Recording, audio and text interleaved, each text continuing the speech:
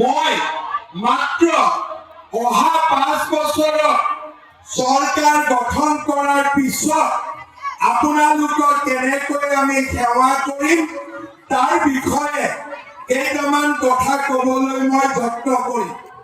শ্ৰদ্ধা ৰাইজ, আপোনালোকে জানে যোৱাবাৰ যেতিয়া মই হেমাংগৰ কাৰণে পলাশবাৰীলৈ আহিছিলোঁ তেতিয়া মই ৰাইজক প্ৰতিশ্ৰুতি দিছিলোঁ যে ৰাইজ আপোনালোকৰ আশীৰ্বাদত যদি বিজেপিৰ চৰকাৰ গঠন হয় আমি 1 লাখ যুৱক যুৱতীক চৰকাৰী চাকৰি দিম।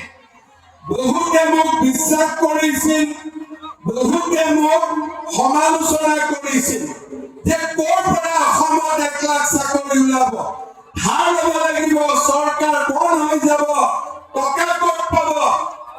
মই সকলো কথা নীৰৱে সহ্য কৰিছিলোঁ।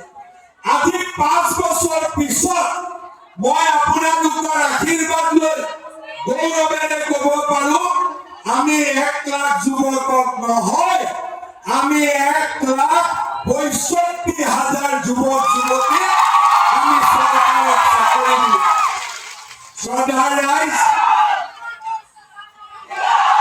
সময় গতিশীল।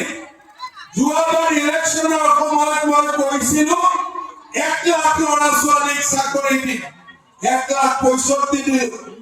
এইবাৰ পলাশবাৰীত থিয় হৈ মই আকৌ ঘোষণা কৰিছো এইবাৰ 1 লাখ নহয় 2 লাখ ল'ৰা ছোৱালীক আমি চৰকাৰী চাকৰি দিম।